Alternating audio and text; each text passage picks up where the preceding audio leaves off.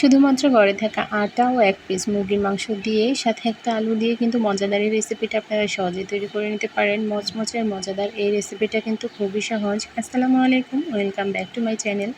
আজকে আমি এখানে মুরগির মাংস আটা দিয়ে ছোট ছোট মিনি সমোসা তৈরি করেছি, আর এগুলো খেতে খুবই মজা। আর এর জন্য প্রথমে আমি একটা আলুকে 4 টুকরো করে নিয়েছি, আর সাথে দিয়ে দিয়েছি মুরগির বুকের মাংস 1 পিস।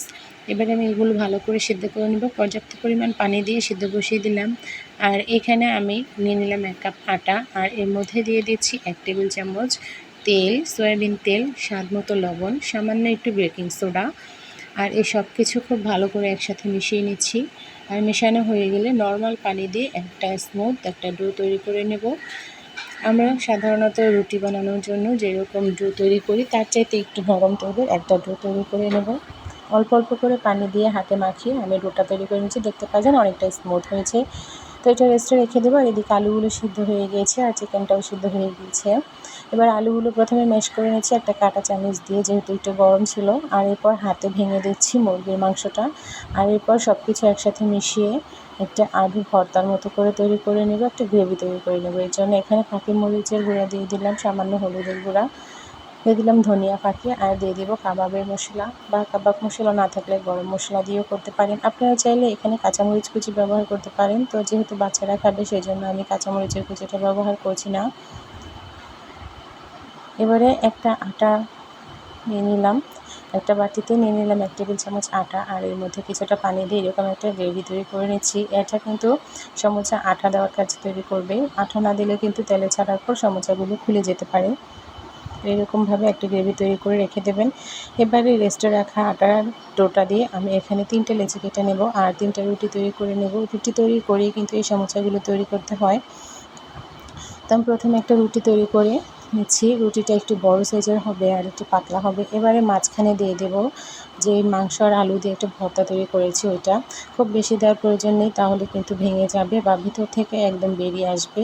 তো এরকম মাঝামাঝি বরাবর ছড়িয়ে দিতে হবে। আর 4-5টাতে কিন্তু আটা দিয়ে যে গ্রেভিটা তৈরি করেছি ওটা দিয়ে আটা দিয়ে দিতে হবে। এভাবে করে ছড়িয়ে আটা দিয়ে দিতে হবে। আর এরপর রুটিটাকে রুলের মতো করে প্যাঁচ দিয়ে নিতে হবে, চিকন করে ভাঁজ দিয়ে। তো এইভাবে করে দিয়ে হাতে চেপে চেপে একটা রোল তৈরি করতে হবে লম্বা সাইজের করে। আর এরপর কেচি দিয়ে এটাকে একটু বাঁকা করে কেটে নিতে হবে। এতে করে কিন্তু খুবই সহজে আপনারা এই সমোসাগুলো তৈরি করতে পারেন বাসায়। খুব বেশি খরচে হয় না, আর খেতেও খুবই মজাদার হয়।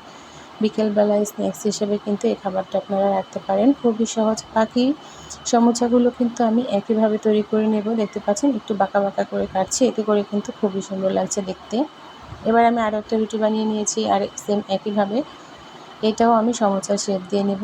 তো আপনারা চাইলে কিন্তু ইজিলি এই সমোসাগুলো বাসায় তৈরি করতে পারেন।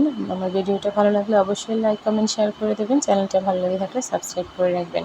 সেম প্রসেসে আমি এগুলো বাঁকা বাঁকা করে কেটে নিয়েছি, আর আমার সমস্ত সমোসাগুলো কিন্তু এখানে বানানো হয়ে গিয়েছে। এবার চুলায় তেল গরম বসিয়ে দিয়েছিলাম আগে থেকেই। এবারে গরম তেলে আমি এই সমোসাগুলো দিয়ে দেবো। চুলার আঁচ মাঝামাঝি রেখে সমোসাগুলো দিয়ে কাঁটা চামচ দিয়ে নেড়েচেড়ে কালার করে ভেজে নেব, যে যেরকম কালার পছন্দ করে। তবে এটা ভাজা খুবই সহজ, ছোট ছোট হওয়াতে অল্পতেই কিন্তু ভাজা হয়ে যায়। খুব বেশি সময়ও লাগে না, অল্প সময়ের মধ্যে কিন্তু এরকম মজাদার একটা স্ন্যাক্স আপনারা বাসায় তৈরি করতে পারেন। শুধুমাত্র ঘরে থাকা সাধারণ উপকরণ দিয়ে কিন্তু এটা খুব ভালোভাবে পারফেক্টভাবে তৈরি হয়ে যায়। বাজার থেকে কোনো এক্সট্রা কোনো উপকরণ আপনাদেরকে ক্রয় করতে হবে না। তো এইভাবে করে আমি সমস্ত সমোসাগুলো ভেজে নিচ্ছি। এক পাশ দিয়ে এগুলো ভাজা হয়ে গেছে, তো অপর পাশে আমি আরও কিছু সমোসা দিয়ে দিলাম।